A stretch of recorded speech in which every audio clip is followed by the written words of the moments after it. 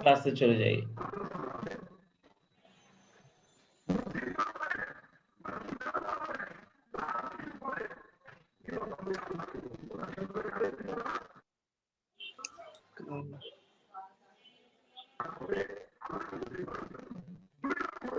তাহলে আমরা 3 নম্বর অঙ্কটা দেখছিলাম। 3 নম্বর অঙ্কটা সায়েম নাসির যে কাজটা করেছে,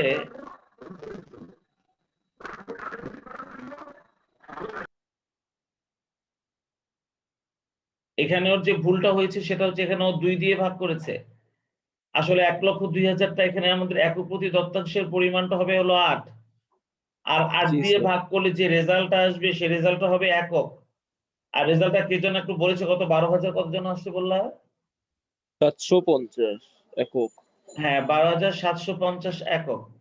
আর বিক্রয়ের টাকার পরিমাণটা এটা ঠিক আছে, এটা তুমি ঠিক করেছো। 1,02,000 কে ভাগ করেছো 0.4 দিয়ে, দত্তাংশ অনুপাত দিয়ে, তাতে আসছে এটা এটা বোধহয় 2,55,000 টাকা হবে না? জি স্যার, জি স্যার। 2,55,000 টাকা হয়েছে।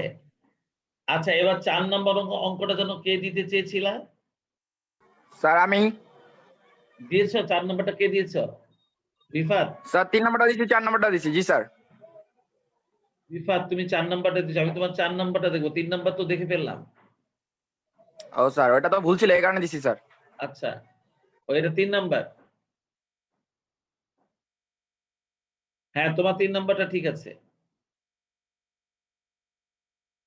4 নাম্বারটা দেখো, রিফাত তো অনেক সুন্দর করে অঙ্কটা করেছে।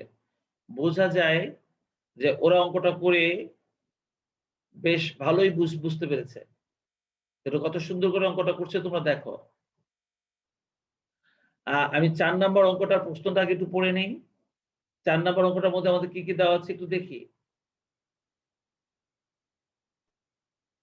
4 নাম্বার অঙ্কটার মধ্যে আমাদের বলা আছে বিক্রয় এককের পরিমাণ 30,000, আর আমাদের একক প্রতি বিক্রয় মূল্য 8 টাকা, আমাদের একক প্রতি পরিবর্তনশীল ব্যয় 3 টাকা, আর আমাদের স্থায়ী ব্যয়ের পরিমাণ 1 লক্ষ টাকা।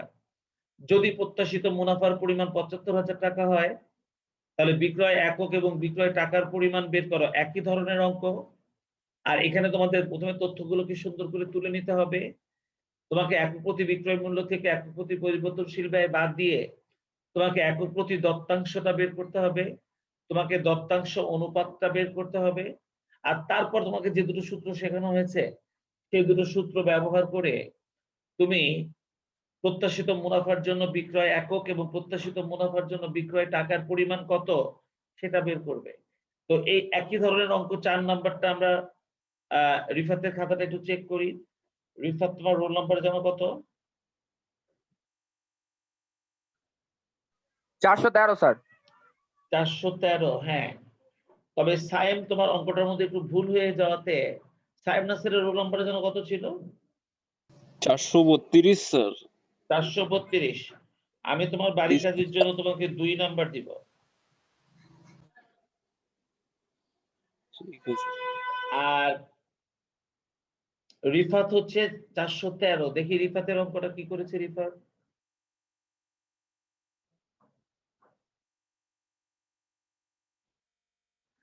দেখো দেওয়া আছে বিক্রয় একক 30,000 টাকা না। রিফাত, তুমি তো বিক্রয় একক লিখেছো, তাহলে এখানে টাকা কিভাবে হয়? রিফাত শুনছো? জি স্যার, জি স্যার, ভুলে গেছে একটা। টাকা কাটো, টাকা কাটো। জি স্যার। একক প্রতি বিক্রয় মূল্য 8 টাকা, একক প্রতি পরিবর্তনশীল ব্যয় 3 টাকা, স্থায়ী ব্যয়ের পরিমাণ 1 লক্ষ টাকা, প্রত্যাশিত মুনাফা 75,000 টাকা। এবার আমরা এখান থেকে একক প্রতি দত্তাংশ বের করে নেব।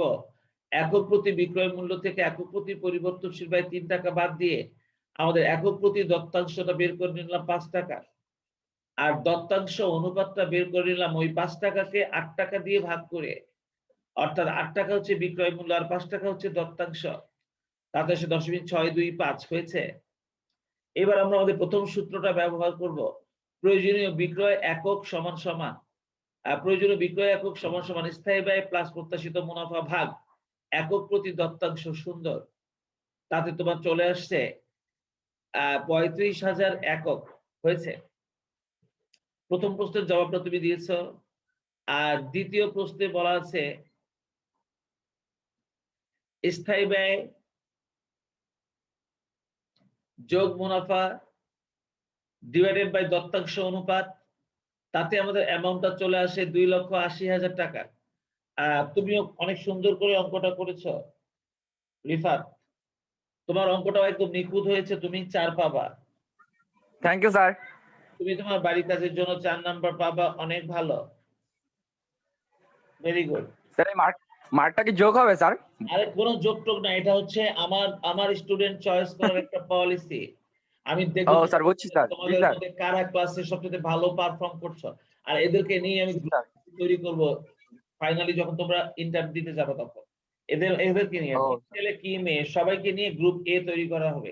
এটা জানো তো যে এটা প্রতিষ্ঠানের একটা সিস্টেম যে গ্রুপ এ তে জি তৈরি জি স্যার। তো আমার অ্যাকাউন্টিং থেকে আমি সুপারিশ করব যাদের নাম, তাদের নামটা সুপারিশ করার জন্যই আমাকে এই নাম্বারগুলো দিতে হচ্ছে, বুঝতে পেরেছো? প্রত্যেকটা জি স্যার। টিচাররা তাদের স্টুডেন্টদেরকে সুপারিশ করবে, সেই সুপারিশের ভিত্তিতে গ্রুপ এ নির্ধারিত হবে। সেই গ্রুপ এর ছেলে মেয়েদের জন্য থাকবে আলাদা পড়ালেখার সিস্টেম, আর গ্রুপ বি এবং সি এর জন্য থাকবে ডিফারেন্ট যাদের যেরকম দরকার। তাহলে আমরা সবচেয়ে ভালো রেজাল্ট এখান থেকে বের করে নিয়ে আসতে পারবো। আর এই পলিসির জন্য তোমরা তো জানো যে কমার্সের সবচেয়ে গুরুত্বপূর্ণ সাবজেক্ট হচ্ছে অ্যাকাউন্টিং, ভিতরে ম্যাথমেটিক্যাল সাবজেক্ট, আর একটা হচ্ছে ফাইন্যান্স। তাই এই দুইটা সাবজেক্টের উপর আমরা সবসময় গুরুত্বটা একটু বেশি দিয়ে থাকি। তাই এই দুইটা সাবজেক্টে স্টুডেন্টদের মনিটরিং করা হয় খুব সূক্ষ্মভাবে, যাতে কে বাড়ির কাজ করছে রেগুলার, সুন্দর করে করছে, নিখুঁতভাবে করছে, পরীক্ষা কেমন করছে, ক্লাসে রেগুলার থাকছে কিনা, এই সবকিছু বিবেচনা করে যখন আমরা বেস্ট স্টুডেন্টগুলোকে বাছাই করে নেব, তাদেরকে নিয়ে যখন আমরা ভিন্নভাবে পড়াশোনা করব, তাদের মধ্যে একটা সুন্দর কম্পিটিশন তৈরি করব, তখন দেখবো যে সবাই রেজাল্ট ভালো করছে, বুঝতে পেরেছো? অন্যান্য কলেজ এটা করে না, আমরা এটা করি, এটাই আমাদের বৈশিষ্ট্য। যাই হোক, জি স্যার বুঝছি স্যার। যাই হোক, আমরা আমাদের আলোচনা করলাম। আজকে ইচ্ছা ছিল নতুন কিছু তোমাদেরকে শেখাবো, মেয়েদেরকে শিখিয়েছিলাম, একটা নতুন জিনিস শেখানোর খুব ইচ্ছা ছিল। তোমরা দেখো নতুন জিনিসটা আমি রেডিও করে রেখেছিলাম। আমার পার্ট এর আলোচনাটা এই 4 নাম্বার অঙ্কের মাধ্যমেই শেষ হয়ে গেল। 4 নাম্বার অঙ্কের মাধ্যমে পার্ট এ শেষ হয়ে গেল। আমরা এই দেখো পার্ট বি টা আমি তোমাদের জন্য রেডি করে রেখেছি। তো আমি তোমাদেরকে একটা কথা বলতে চাই, সেটা হলো তোমরা জানো যে আমরা তোমাদের ক্লাসের ভিডিওটা আমরা ইউটিউবে দেই, তাই না? ইউটিউবে গিয়ে তোমরা দেখবা কি গতদিন মেয়েদের গ্রুপে যে ইউটিউবের ভিডিওটা আমি ছেড়েছি, তাদেরকে আমি এই ক্লাসটা করেছি। তোমরা এই ভিডিওটা আজকে একটু দেখবা তোমরা।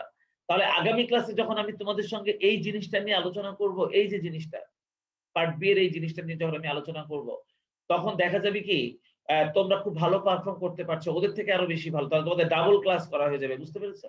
তাই আজকে আমি তোমাদের সঙ্গে পার্ট বি টা নিয়ে কোনো আলোচনা করব না। এই পার্ট বি টা নিয়ে মেয়েদের সঙ্গে আলোচনা করেছিলাম, আমাদের সময় পেয়েছিলাম যথেষ্ট, তোমাদের সঙ্গে সময় পেলাম না। তোমরা এই ভিডিওটা একবার একটু দেখে নিবা, ইউটিউবে আছে। তোমরা ভিডিওটা একবার দেখে নিলে যে কি আলোচনা করেছি আমি পার্ট বি নিয়ে, সেই আলোচনাটা দেখে পরের ক্লাসে আমি যখন তোমাদের সঙ্গে আলোচনা করব, তখন এটা তোমাদের জন্য ডাবল হয়ে যাবে, বুঝতে পেরেছো? তখন তোমরা অনেক সুন্দর বুঝতে পারবে। এবং হ্যাঁ স্যার লিংকটা দিয়ে দিন স্যার। আমি তো তোমাদের একটা লিংক দেওয়াই আছে, সেই লিংকে গতকালকে গতদিন দিছিল তো। তোমরা যদি সাবস্ক্রাইব করে রাখো, আমি যখনই কোনো ভিডিও ছাড়বো তোমাদের কাছে নোটিফিকেশন চলে যাবে। তোমরা যদি সাবস্ক্রাইব করে রাখো, তাহলে যখনই আমি কোনো ভিডিও দেব নোটিফিকেশন চলে যাবে। আর ইউটিউবে গিয়ে সার্চ দাও আমার নাম দিয়ে, তোমরা ভিডিওগুলো পেয়ে যাবে। জি স্যার আছে স্যার। স্যার একটু আবার বললে ভালো হতো স্যার। সোহেল ইউসুফ না স্যার? হ্যাঁ, এই নামে তুমি ভিডিওতে গিয়ে সার্চ দাও, সার্চ দিলে ওখানে পেয়ে যাবে। আর ওখানে মেয়েদের গত দিনের এই লেকচারটা তোমরা একটা স্যার আমার নেটওয়ার্কের প্রবলেম হচ্ছিল, তাই বারবার ঢুকে বের হয়ে যাচ্ছিলাম। ঠিক আছে, আর কি করা যাবে? রফিক না তুমি? রফিক? জি স্যার, জি স্যার, জি। আচ্ছা, তোমাদের মধ্যে কি পরে আর কেউ ঢুকছো, পরে হাজিরা হয়নি এমন কেউ আছো? আর পরে 415 তো ঢুকছিল স্যার, শেষে এমবি ছিল না ওর। Sir 429 sir. 429 শিশির দিয়েছি তোমাকে। স্যার একটা কোশ্চেন আছে স্যার। হ্যাঁ বলো। স্যার আমাদের এই পর্যন্ত যা যা পড়াইছেন স্যার, এগুলা সূত্রগুলা স্যার খুঁজে পাই না স্যার। স্যার পিডিএফ গুলো একটু দিলে ভালো হয় স্যার। সূত্র মানে কি তুমি ওই দশম অধ্যায়ের কথা বলছো? স্যার এই যে স্যার এখন যেগুলো পড়াচ্ছেন স্যার এই যে সমচ্ছেদ বিন্দু স্যার এগুলোর ও সূত্রগুলো স্যার ও হারাই এটা যায় স্যার। এটা এটা কি তোমরা পিডিএফ পাওনি? না স্যার ফুল পিডিএফটা পাইনি স্যার। ও আচ্ছা, প্রতিদিনই তৈরি হচ্ছে তো, ঠিক আছে আমি তোমাকে পিডিএফটা দিচ্ছি গ্রুপে okay sir, thank you sir. দিচ্ছি। স্যার হ্যাঁ স্যার ফানি ভিডিও আসে তো স্যার নাম দিয়ে সার্চ দিলে। ফানি ভিডিও আসে, কি বলো?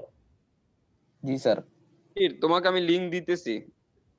আচ্ছা দাও ভাইয়া। আচ্ছা তো ঠিক আছে, আজকে এ পর্যন্তই।